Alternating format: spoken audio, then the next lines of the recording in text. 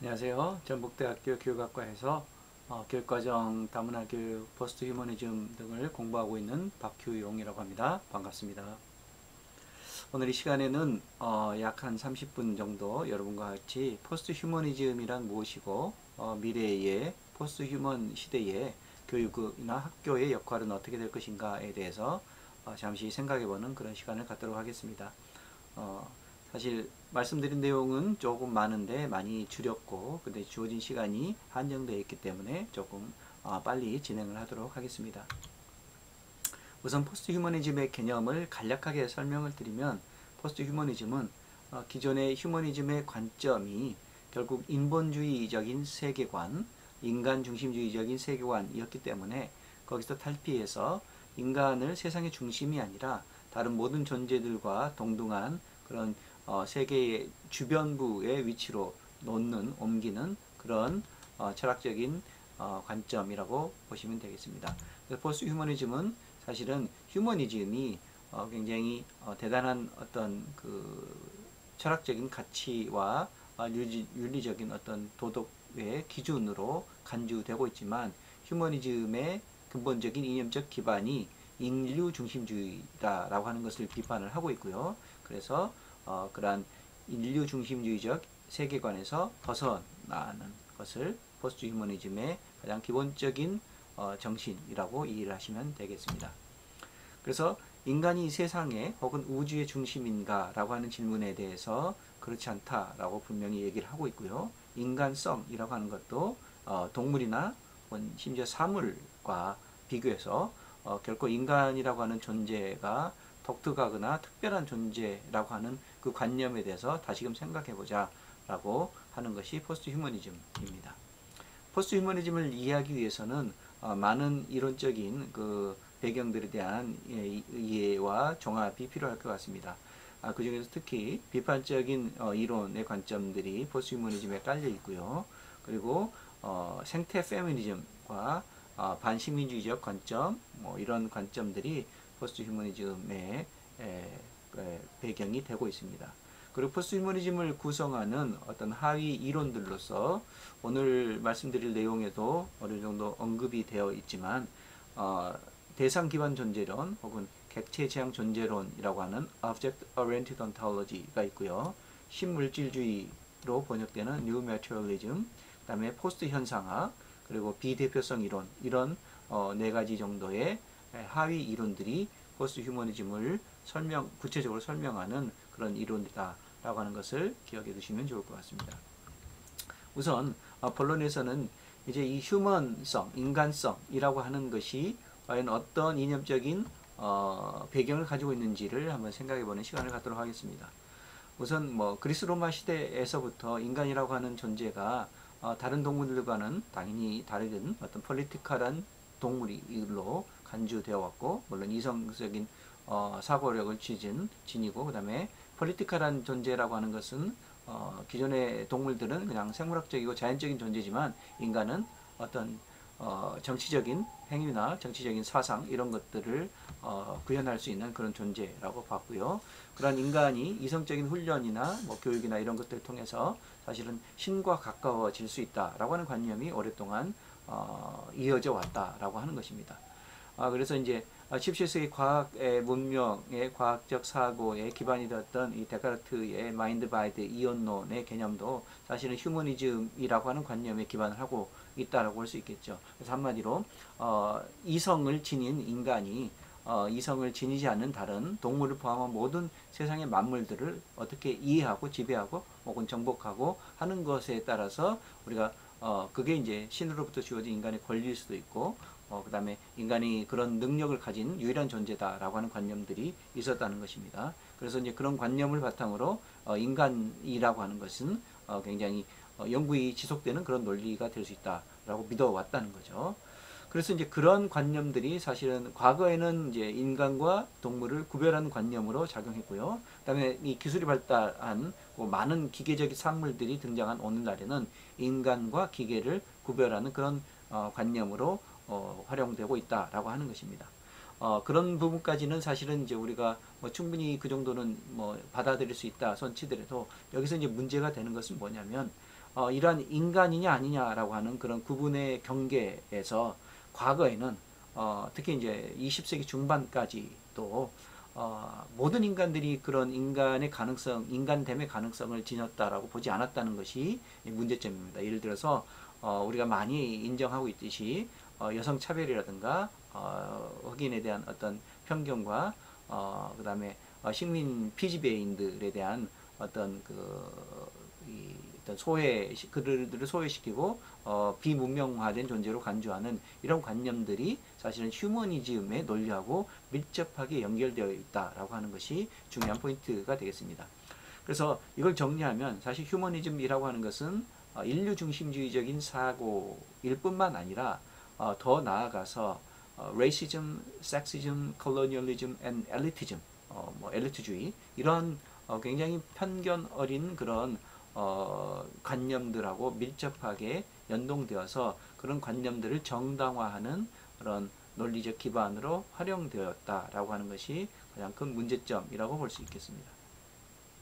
그래서 대표적으로 인간이라고 간주되거나 인간의 능력이나 자질을 갖춘 존재라고 여겨졌던 존재가 여기에 맨 마지막에 정리되었듯이 The educated white European nobleman, 교육을 받고 백인이고 유럽 혈통을 가지고 있고 귀족적인 클래스를 배경으로 하고 있으며 특히 남성이란 존재들이 당연히 인간이 될 조건과 가능성을 지닌 존재로 여겨져 왔고 이 범주에서 벗어나는 수많은 사람들은 인간의 자격에 대해서 약간 의심을 가져왔다라고 하는 것이 역사적인 배경이다라고 보는 것입니다. 그런데 이제 이런 인간됨을 구별하는 그런 기준들의 어떤 그 근거가 활용되고 있었는가라고 하는 부분들을 이제 여기서 얘기를 하고 있습니다. 그럼 여러 가지가 있겠지만 특히 이제 생물학적인 근거, 뭐 정치적인 근거, 철학적인 근거, 그 다음에 교육 여부 이런 것들이 이제 그런 근거로 활용되었다라고 하는 것인데요. 여기서 이제 몇 가지 예를 들어서 말씀을 드리면 만약에 이런 질문에 대해서 여러분들 어떻게 생각하실지 모르겠습니다만 동물이나 개나 고양이와 같은 동물들이 인간이 될 수 있을까요? 라고 질문을 한다면 여러분은 어떻게 대답하시겠습니까? 정답은 yes입니다. 동물도 인간으로 간주될 것입니다. 이미 되고 있고요. 그리고 철학적인 관점에서 보면 우리가 AI에 대한 많은 논쟁들이 있습니다. AI가 인간성 혹은 인권, 뭐 어떤 인격체, 인간의 뭐 자주성 이런 특성을 지닌 인간이 될 수 있을 것인가에 대한 많은 어떤 비판, 많은 어떤 논쟁들이 있어 왔다라고 하는 것입니다.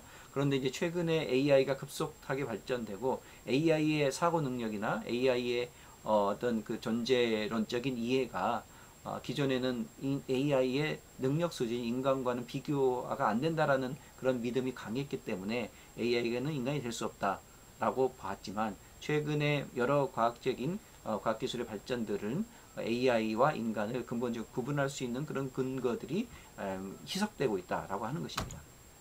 그리고 아까 말씀드렸지만 많은 소외된 그런 종족들, 계층들, 집단들이 인간의 범주에서 정치적으로 소외되었다라고 하는 것이고요. 특히 이제 교육의 여부에 있어서도 우리가 덜 발달되거나 약간 정신 지체를 가진 많은 사람들이 20세기 초반까지만 해도 그들이 이성적인 사고 능력을 갖추지 못했다라고 하는 그런 것을 이유로 들어서 인간으로 취급하지 않으려고 하는 관념들이 지배적이었다라고 하는 것입니다. 그래서 요는 인간이라고 하는 관념이 절대적인 어떤 기준이 있는 것이 아니다라고 하는 것이 포스트 휴머니스트들의 핵심적인 주장입니다. 그 예로 최근에 많은 연구들이 이런 여기서 몇 가지 사례를 보여주는 그런 연구를 하고 있습니다. 그래서 많은 이제 뭐 뉴로 경제학자들 같은 사람들 최근에 그래서 애완동물이나 이런 도구나 고양이와 같은 그런 존재들도 사람으로 간주되고 있다라고 하는 것입니다. 법적으로 인간 취급을 받을 수 있다라고 하는 것입니다. 그리고 그 다음에 이제 그런 부분에 대해서는 이제 여전히 많은 논란이 있을 수도 있지만 앞으로는 우리가 이제 애완동물에 대한 법적 권리들이 우리나라나 뭐 해외 여러 나라에서 사실 인정되고 있고 발달되는 그런 국가일수록 그들의 어떤 그 존재에 대해서 우리가 쉽게 인간이 마음대로 할 수 없는 그런 것들이 사회적 공감대가 받아들여지고 있다라고 하는 것을 기억하실 필요가 있을 것 같습니다. 이게 이제 가장 또 대표적인 예인데요. 여기 나오는 사진은 33살 된 오랑우탄인데요. 이 오랑우탄은 2015년에 인간으로 미국 법원에 의해서 판정되었다라고 하는 것입니다. 그래서 여러분이 보고 있는 것은 그냥 단순한 유인원의 일종인 오랑우탄이 아니고 인격체로 미국 법원에 의해서 5년 전에 판정받은 33살의 여성 오랑우탄의 종족을 가진 어떤 인간을 보고 계신 것입니다. 그래서 이 오랑우탄이 사실은 이제 인간의 판정을 받았음에도 불구하고 어떤 이게 집단적으로 생활하고 있는 것을 이제 안타깝게 여긴 전문가들이 이 오랑우탄에게 독자적으로 살 수 있는 쉘터를 마련해 줬다라고 하는 것입니다. 그런 쉘터를 마련해 줬다라고 하는 것은 사실 우리가 이제 이 오랑우탄에 대해서 혹은 일반적인 그 유인원들에 대해서 생각하는 것처럼 혼자 살 수 없고 위험하고 혹은 뭐 비자립적인 존재라고 생각하는 그 관념들이 잘못될 수 있다. 잘못되었다라고 하는 것을 보여주는 것입니다. 경우에 따라서는 이러한 존재들도 근본적으로 인간과 다른 것이 아니라 훈련받고 노력하고 혹은 조금 더 진화하면 인간과 똑같은 존재가 될 수 있다라고 하는 것을 보여주는 사례라고 보시면 되겠습니다. 자, AI의 어떤 인간됨의 여부에 대해서 많은 논란이 있었다라고 말씀드렸는데요. 여기 정체성이 있느냐, 주체성이 있느냐, 의도성이 있느냐라고 하는 많은 철학적인, 심리학적인, 그다음에 인지과학적인 논의가 있었습니다. 이 논의는 이미 40년이 더 된 논의이고요. 과거 20, 30년 전까지는 여기에 대해서 거의 반반 정도의 학계 논란이 있었습니다. 그러나 최근 우리가 2016년 알파고 어떤 이벤트를 통해서 알 수 있듯이 AI의 발전 속도는 엄청나게 발전되어 오고 있는 것을 우리가 인정할 수 있을 겁니다. 그런 것은 이게 얘기하는 게 뭐냐면 AI라고 하는 존재의 어떤 사고 능력이 인간보다 이미 앞서가고 있고 그런 존재로서 AI의 사고가 갖는 AI라고 하는 존재의 존재성이 갖는 자율성이라든가 그다음에 자유의지라고 하는 것들이 이제는 더 이상 인정하지 않을 수 없는 수준에 와버렸다라고 하는 것이죠. 그래서 결론적으로 말씀을 드리면 AI나 유인원 이런 것들이 인간과 구분할 수 있는 어떤 생물학적인 어떤 근거나 명확한 근거가 존재하지 않는다라고 하는 것이 학문적인 어떤 컨센서스라고 하는 것입니다. 인간이냐 아니냐는 지금까지 오랜 역사 동안 이념적이고 정치적인 어떤 기준이었을 뿐이다라고 하는 것이죠. 그래서 이 그림이 정리되는 대로 자, 인간이냐 아니냐는 사실은 호모사피엔스냐 아니냐 이게 호모사피엔스라고 하는 게 생물학적인 구분이 되겠죠. 이것에 의해서 구분이 되지 않았다라고 하는 것입니다. 오랜 역사 동안에서는 호모사피엔스 우리는 사실 모든 인류가 거의 현생 인류는 호모사피엔스에 속하지만 오랜 역사 동안에 귀족들 교육받았고 화이트 그다음에 남성들만 인간으로 간주되었고 나머지 존재들은 인간이 되기 어려운 존재라고 간주되었다라고 하는 관념이 인본주의의 기본적인 이념적 토대다라고 하는 것을 말씀드리는 거고요. 앞으로 우리가 이제 자연의 존재들, 유인원들 뿐만 아니라 다른 모든 동물적 존재들에 대한 좀 더 이해가 확장된다면 그들도 지금까지 우리가 그들을 인간과는 어떤 구별된 존재로 간주했던 것이 우리의 잘못이고 오해인다라고 하는 것을 인정할 수밖에 없는 상태가 된다는 거고요. 그다음에 어떤 그 애완동물이라든가 앞으로 미래에는 사이보그 같은 존재들도 휴먼 빙으로 인정하는 부분에 대해서는 많은 이제 사회적 논란을 거쳐서 휴먼 빙으로 인정할 수밖에 없다라고 하는 것입니다. 그래서 결국은 휴먼과 넌 휴먼의 디스팅션은 명확하게 존재하지 않는다라고 하는 것이 포스트 휴머니스트들의 주장입니다. 그러므로 이 첫 번째 장의 결론은 포스트 휴머니즘이라고 하는 것은 인본주의가 갖는 그런 이념들이 굉장히 서구 중심 사회에서의 어떤 그 편견에 기반한 것이기 때문에 그런 관념에서 탈피해서 앞으로 이 기술적인 환경이 변화하는 상황 속에서 생태적인 이해도 인류 중심주의에서 바뀌어지고 그 다음에 기술 문명이 확장되어가는 상황 속에서 발생하는 등장하는 AI라든가 로봇이라든가 하는 존재에 대해서도 우리가 조금 개방된 태도로서 그런 존재들과 인류가 앞으로 어떻게 공생하며 살아가야 될 것인가에 대해서 고민하는 그런 관점이 포스트 휴머니즘이다 라고 보시면 되겠습니다. 자, 사실은 이런 이 인본주의 관념들이 어떻게 교육적인 그 환경 속에서 간주되어 있었는가라고 하는 것들을 이제 보여주는 거고요. 그래서 교육이라고 하는 것은 인류를 인간됨을 만드는 그런 과정이었다라고 하는 건데 학교 교육에서는 사실 수많은 존재들이 교육에 관여한다라고 하는 것을 인정해야 된다는 거고요. 이 많은 존재들을 어떻게 학교 교육이든 사회를 구성하면서 나름대로 역할을 하고 있는가라고 하는 것에 주목하는 것이 객체 지향 존재론이라고 보시면 되겠습니다. 그래서 포스트 휴머니즘은 인류와 그다음에 생태적 존재들, 동물들, 자연적 존재들, 그리고 미래의 어떤 기계적 존재들, 이 세 가지 존재들이 어떻게 삼각관계를 이루며 서로 소통할 수 있는가를 연구하는 것이고요. 이 포스트 휴머니즘의 기본적인 아이디어가 출발점은 우리가 많이 언급되고 있듯이 1985년에 도나 하러웨이의 사이버그 매니페스토라고 하는 것에서 출발했다라고 하는 것을 보여주고요. 그래서 인간과 그다음에 이 사이버그로 대표되는 머신의 구분들을 우리가 다시 한번 비판적으로 반성해보자 라고 하는 것이 해러웨이의 주장이죠. 왜냐하면 사이버그라고 하는 존재가 인간, 남성성을 대표하는 인간에 의해서 타자화되었고 배제되었다 라고 하는 것을 이제 지적을 하는 거고요. 또 최근에 많은 연구들이, 이 사이버네틱스 연구들이 결국은 인간과 다른 동물, 자연적 존재들, 그 다음에 기계적 존재들이 어떻게 소통할 수 있는 것인가를 연구하는 그런 연구들이 활발히 이루어지고 있다라고 하는 것입니다. 그래서 인간은 사실은 테크놀로지와 함께 진화해 왔고, 인간이 테크놀로지의 도움으로 인간 증진이라고 하는 그런 잘 알려진 용어로 기존에 있는 인간과 다른 모습들을 보이게 될 텐데, 이 그림이 보여주는 바는 이것을 반드시 그렇게 부정적으로나 공포스럽게 생각할 필요가 없다라고 하는 것입니다. 밑에 그림처럼 많은 그 SF의 장르들이 보여주었듯이 기계가 인간을 지배하거나 인간에 의해서 기계에 의해서 인간이 고통을 받는 그런 장면들을 우리가 연상할 수 있지만, 맨 위에 있는 그림들이 보여주듯이 우리는 기계에 이제 앞으로 의존해서 살 수밖에 없는 그런 상황이다 라고 하는 거죠. 그래서 이제 의존한다기보다는 앞으로는 기계나 이런 물질 문명과 공존해서 살아가야 된다라고 하는 것을 말씀드리고 있습니다. 자, 테크놀로지라고 하는 것은 인류의 진화의 오랜 역사 동안 인류와 함께 해왔다라고 하는 것을 보여주는 것이고요. 사실 우리가 학교 교육도 우리가 인본주의 교육을 학교 교육의 어떤 절대적인 목표 지점으로 생각해 왔지만, 포스트 휴머니즘에서는 인본주의 자체가 어떤 이념적 한계점을 가지고 있기 때문에 인본주의에 집착할 필요는 없다라고 얘기를 하는 것입니다.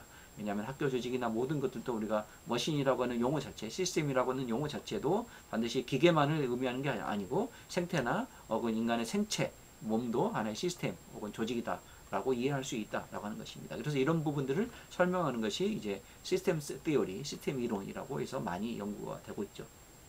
그리고 이 밑에 있는 그림은 사실은 우리가 인간의 어떤 사고를 대표하는 그 두뇌의 역할마저도 두뇌 자체는 어떤 생물학적인 어떤 어떤 그 구성물이지만, 이 생물학적인 구성물인 두뇌가 인간의 사고를 만들어내는 역할을 하는데, 앞으로 미래에는 퀀텀 컴퓨팅과 같은 어떤 물질주의, 어떤 기계, 컴퓨터 공학의 발전에 따라서 무기물적인 그런 사고 기계가 인간의 사고를 대체하거나 보완할 수 있다라고 하는 것을 이제 미래에 곧 다가올 현실이다라고 하는 것입니다.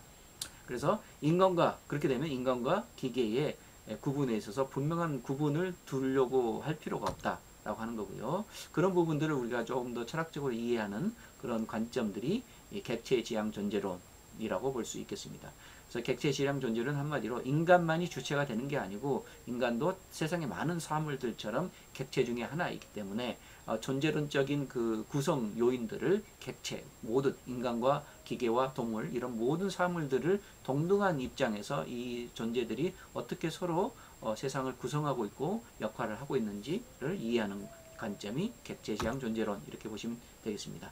그리고 점점 기계학 기술이 발달함에 따라서 생물학, 화학, 물리학 이런 것의 영역 구분들이 없어지고 있다라고 하는 것입니다. 그래서 요즘에 융합교육이라고 하는 것들이 강조되고 있는 부분은 20세기 중반까지 뭐 생물학, 자연과학의 어떤 영역들, 사회과학의 영역들이 마치 근본적인 차이가 있는 것처럼 우리가 받아들여져 왔으나 최근 과학적 연구들은 그런 근본적 차이가 하나의 현상적 차이일 뿐이지 근본적으로 서로 통한다라고 하는 것이 이제 그런 여러 가지 물질 과학의 매트리얼 사이언스의 연구에서 밝혀내고 있다라고 하는 것에 주목할 필요가 있을 것 같습니다. 그래서 이제 여기에 나오듯이 바이오라고 하는 유기체에 대한 연구하고 그다음에 다른 모든 무기체들의 연구들이 서로 이제 섞여서 연구되고 있다는 거죠. 바이오케미스트리, 바이오테크놀로지, 바이오인포메틱스 이런 연구들이 이루어지고 있다라고 하는 것입니다.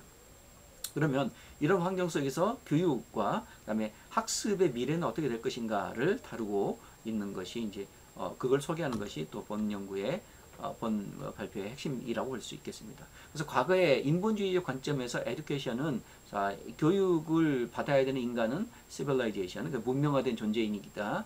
어떤 그 자연성으로부터 구별되는 것이 중요하다고 봤다는 거죠. 그리고 자연성이라고 하는 것은 애니멀리티를 상정하는 거라고 보는데 사실 이런 구분들을 이제 더 이상 받아들이지 않겠다라고 하는 것이 포스트휴머니즘의 입장입니다. 그래서 포스트휴머니스트들은 휴먼빙이라는 용어보다는 휴먼 애니멀 혹은 휴머니멀 머신스에서 휴머과 애니멀과 머신을 하나의 통칭하는 그런 용어들을 간혹 쓰기도 합니다.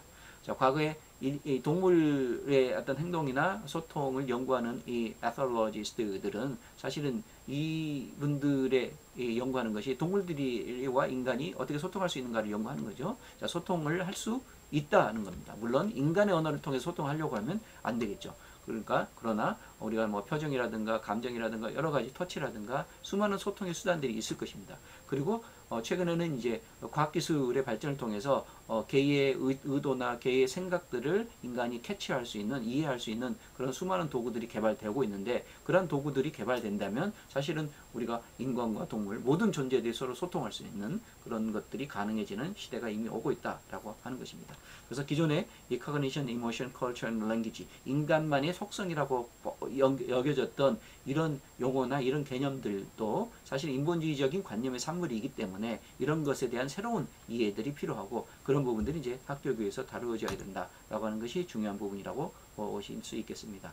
그래서 뭐 여기 프로이드라고 하는 걸출한 이 심리학자도 인간 본성에 대한 연구에서 사실은 애니멀리티라든가 이 본성이라고 하는 그런 욕구들을 존중하는 게 중요하고 그런 것을 자꾸 억압하면 억압할수록 인간은 더 왜곡되어진다라고 하는 것을 얘기를 하고 있다라고 하는 것입니다.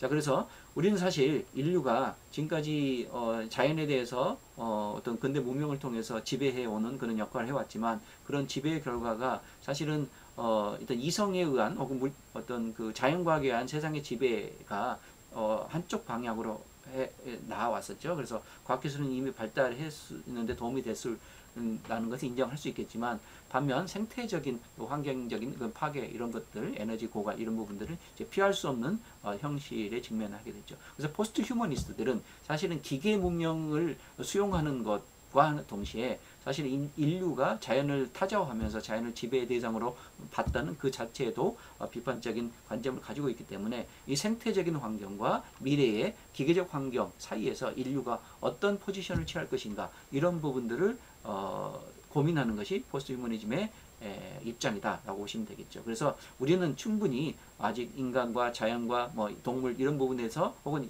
인간의 우리의 마인드 자체에서도 잘 알지 못한다. 과거에는 인간의 마인드가 뭐 이성을 가지고 있고 그 이성은 뭐 신에 의해서 만들어진 그런 어떤 특성이다. 이렇게 생각했지만 그런 관념들이 사실은 긴 진화의 연속성을 놓고 봤을 때 동물과 인간, 오늘날의 인간 그리고 미래의 어떤 AI나 로봇의 존재들의 연속성을 놓고 보면 그런 구분들이 새롭게 정의될 수 있다라고 하는 것이죠.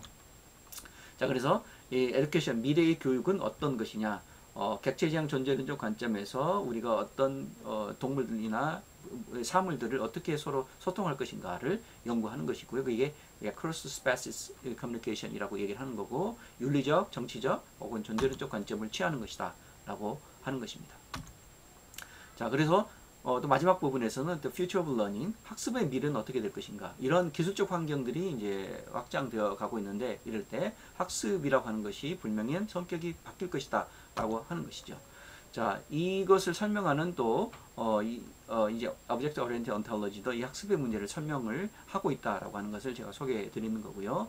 이 things의 존재론이라고 하는 것이 사실은 things는 사실은 지금까지는 인본주의에서는 사고의 대상, 객체 혹은 이로만 이해돼 왔다는 거죠. 근데 앞으로는 여기 인공지능 이 스피커라든가 그다음 우리가 이미 일상화되어 있는 스마트폰 그리고 앞으로 곧 등장하게 될 로봇들 이런 사물들이 단순한 사물들로서 인간의 어떤 수행을 보조하거나 그냥 도구로만 쓰이는 것이 아니라 인간의 능력이나 인간의 그 행위에 버금갈 정도로 엄청난 역할을 하면서 지식을 형성하거나 어떤 미래 사회를 이끌어 나가는데 중요한 역할을 하게 된다라고 하는 거죠. 그래서 things 사물들이 어떤 존재론적인 어떤 입장과 능력과 가능성을 지니게 될 것인가를 연구하는 것이 바로 사물 기반 존재론이라고 볼 수 있겠습니다. 우리가 이미 사용하고 있는 스마트폰이라고 하는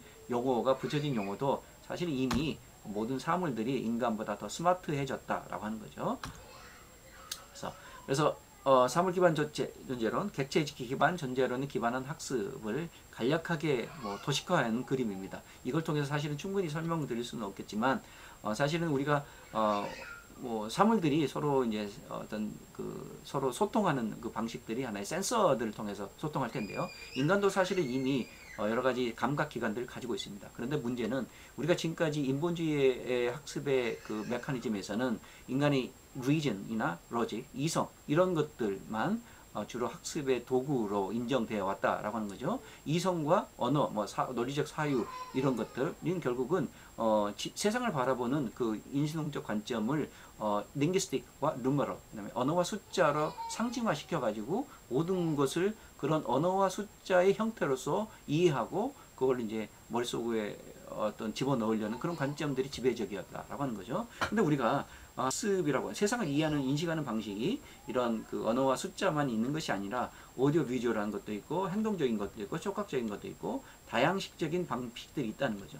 근데 사실은 동물이나 사물들이 그런 다양식적인 방식으로 이 세상을 느낄 수 있다, 센싱 할 수 있다라고 하는 것입니다. 그리고 이런 센서를 통해서 우리는 수많은 이제 사물들을 이미 사용하고 있는데 이 사물들이 과거에는 그냥 단순한 도구였지만 인본주의에서는 단순한 도구였지만 포스트 휴머니즘에서는 이런 사물들이 굉장히 중요한 역할들을 앞으로 하게 될 것이다 라고 하는 거고요. 그 다음에 우리는 교육 활동에서나 학습 활동에서 많은 액티비티와 그 다음에 많은 이벤트들을 경험을 하면서 이루어지게 됩니다. 그런데 이러한 요소들이 사실 네트워크 안에서 서로 밀접하게 연결되어 있다라고 하는 것을 이해하는 것이 객체지향 존재론에 의한 학습이다라고 하는 거죠. 이게 객체지향 존재론의 학습 메커니즘이라고 보시면 되겠습니다. 그래서 사실은 이제 우리가 이제 학습이라는 게 인간의 머릿속에만 이루어진다라고 하는 관념을 버려야 된다라고 하는 거고요. 우리 이미 학습은 컴퓨터에 의해서 학습이 될 수 있고 컴퓨터가 인공지능 알고리즘을 탑재하면서 인간 두뇌가 아닌 어떤 사고하는 기계가 컨셉 이나 어떤 지식 이런 것들을 학습할 수 있다라고 하는 것을 보여주고요. 이러한 요소들이 서로 이제 존재론적인 그 기반을 이루어서 지식을 형성해 나간다라고 하는 그림을 이제 보여주고 있는 것입니다.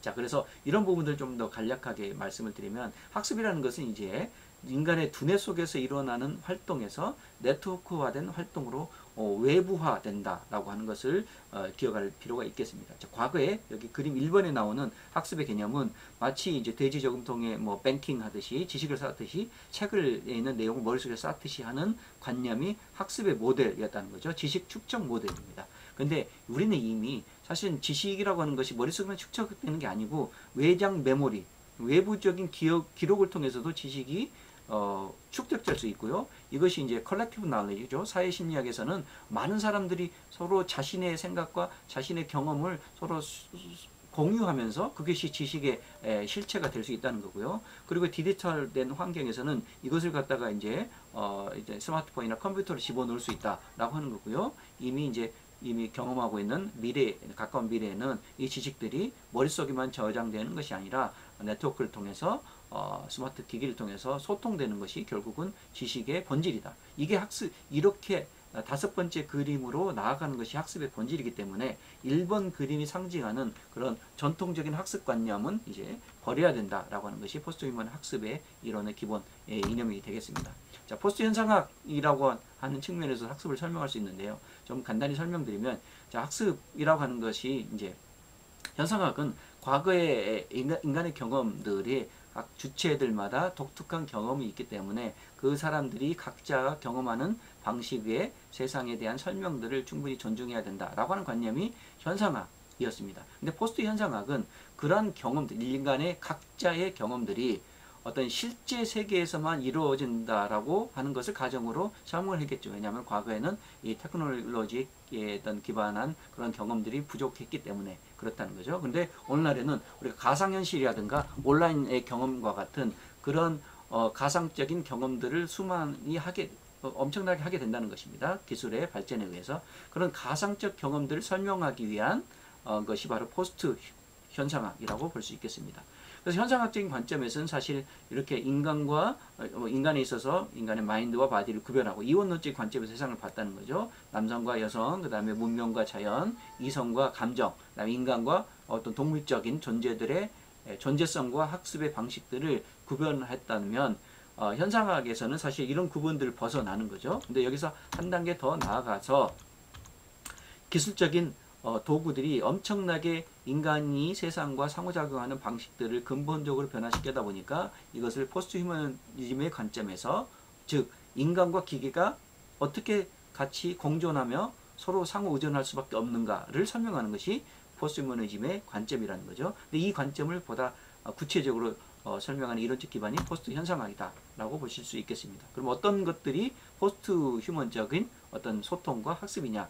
뭐 많은 예들이 있겠지만 AI의 등장, 그다음에 잘 알려지듯이 NBIC 이런 기술들, 그리고 이 안에는 나노라고 하는 건 물질적 혁명, 바이오라고 하는 것은 바이오 테크놀로지라고 하는 것은 생물학적인 상태와 그다음에 기술공학적인 상태들이 서로 혼용될 수 있다는 거고요. 그다음에 정보통신공학, 그다음에 커그노 테크놀로지는 결국은 인간의 인식, 의식이라고 하는 것들이 컴퓨터에 의해서 디지털적으로 다뤄질 수 있다라고 하는 그런 것들이죠. 그래서 이런 환경들을 이해하기 위해서는 포스트 휴먼적인 학습 이론이 필요하다. 뉴미디어 이론도 하나의 러닝도 그 중 하나고요. 그 다음에 말씀드렸듯이 버추얼 러닝이라든가, 그 다음에 요즘에 유행하고 있는 메타버스, 그렇죠?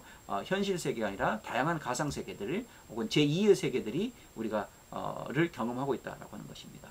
그리고 기존에는 인본주의 학습에서 피드백만을 강조했다면 피드 포워드라고 하는 것들도 중요한 이론적인 그 학습의 원리다라고 하는 것입니다. 이런 부분들 간략하게 설명을 드린다면, 피드 포워드라고 하는 것은 사실 우리가 학습의 원리를 설명할 때 뭔가를 학습하고 나서 뒤에 되새김하는 그런 피드백의 원리가 마치 대부분의 학습의 원리인 것처럼 이해해 왔다라고 하는 거죠. 근데 사실 인간은 피드백 차원이 아니라 이미 피드 포워드적인 어떤 인식이나 감각적 경험들을 하고 있다는 것입니다. 피드 포워드적인 감각 경험은 뭐냐면, 우리가 인간이 어떤 시지각을 통해서 동시에 어떤 수많은 데이터들을 받아들이면서 그 안에서 즉각적으로 취사 선택해서 우리에게 필요한 데이터들을 머릿속에 보내는 그런 과정을 하고 있습니다. 우리가 운전할 때 수많은 정보들 중에서 필요한 것들만 취사 선택해서 안전하게 운전을 수행하는 것들도 사실 피드포워드적인 학습 원리의 중요한 소통 방식의 중요한 어떤 예라고 하는 거죠. 만약에 이것이 사실이라면 우리가 과거의 인본주의적 관점에서 피드백하고 경험하고 나중에 회고하고 하는 방식으로 학습을 설명하는 것은 굉장히 제한적이다라고 하는 거죠. 이런 부분들을 발견하게 된 것은 우리가 사실 기술의 발전과 이 포스트 현상학자들의 설명에 의해서 가능하다는 것입니다. 많은 이제 센싱 테크놀로지나 그 다음에 AI 러닝들이 바로 피드포워드 원리를 활용하고 있고요.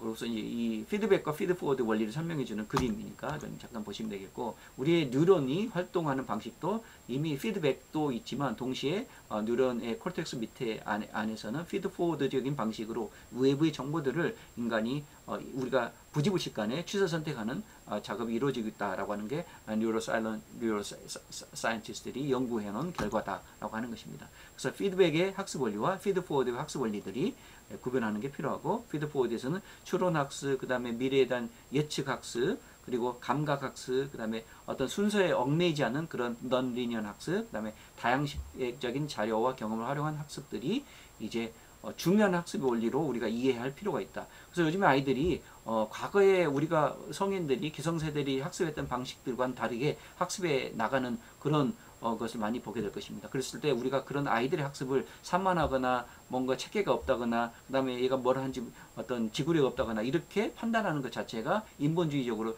왜곡된 그런 판단이라는 거죠. 아이들은 뉴미디어 환경에서 자라나고 있고 새로운 어떤 테크놀로지컬한 환경에서 익숙해 있기 때문에 아이들이 그런 방식으로 학습해 나가는 것을 우리가 이해하고 거기에 맞는 어떤 대응을 할 필요가 있다라고 하는 것이 이제 핵심일 것입니다.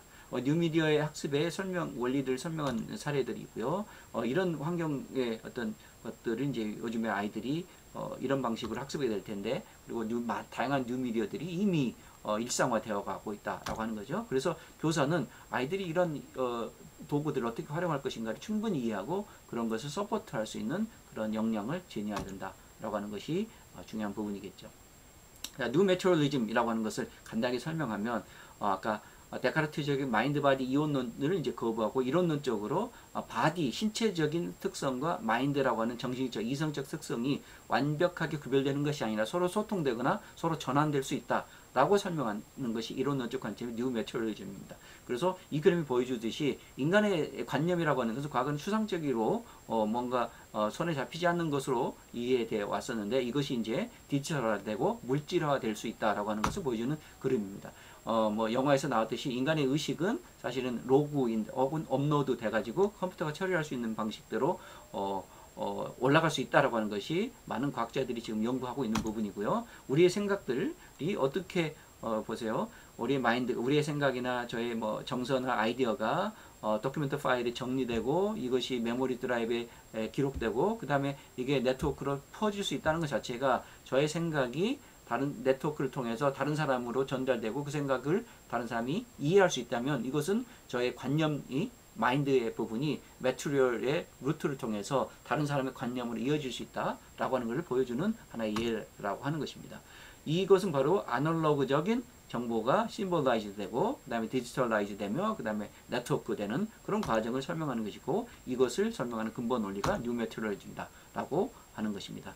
자, 이 그림에서 보시는 것은 바로 이 과거에 이제 우리가 생물학적인 브레인이죠. 우리가 우리 머릿속에 어떤 그 영양분을 받아서 성장할 수 있는 이 생물학적 브레인이 그리고 그 안에서 우리가 사고를 하게 되는데 이 생물학적 브레인이 사실은 디지털화된 순간에 이제 우리가 컴퓨터를 통해서 이 정보가 옮겨질 수 있다라고 하는 것을 우리가 이미 경험을 하고 있고요. 그 다음에 지금 등장하고 있는 아티피셜 브레인, 그 다음에 곧 상용화될 퀀텀 컴퓨팅 이 과정, 그 다음에 좀 최근에 많은 학자들은 이 실리콘 브레인, 그리고 결국 이제 반도체 칩으로 만들어진 브레인, 그래서 사이보그 휴먼의 뇌가 되겠죠. 이런 것들로 그런 부분들을 만들어내고 있습니다. 이게 바로 결국 이론론적 순환이 가능하다는 거죠. 과거에는 인간의 유기체적인 휴먼 브레인과 그 다음에 실리콘 칩으로 만들어진 무기물적인 그런 기계적인 브레인이 결코 서로 소통할 수 없다라고 믿었다면 지금의 과학기술의 발전은 이런 것들이 충분히 이론론적으로 순환할 수 있다라고 하는 것을 보여주는 것이고 이 그림들이 결국은 그런 것들을 상징하는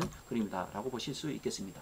자, 그래서 지금까지 말씀드릴 것들을 좀 정리하면 자, 포스트 휴머니즘이라고 하는 것은 자, 첫 번째로 인간주의적 관념에 대한 탈피다라고 하는 거고요. 인간과 다른 동물, 존재들, 사물들을 동등하게 취급한다. 그리고 그런 동물이나 존재들, 사물들 혹은 AI나 로봇들이 앞으로 어떤 역할을 하게 될 것인가에 주목하고 그들을 도구화하거나 이런 것이 아니라 그들과 어떻게 공생할 것인가.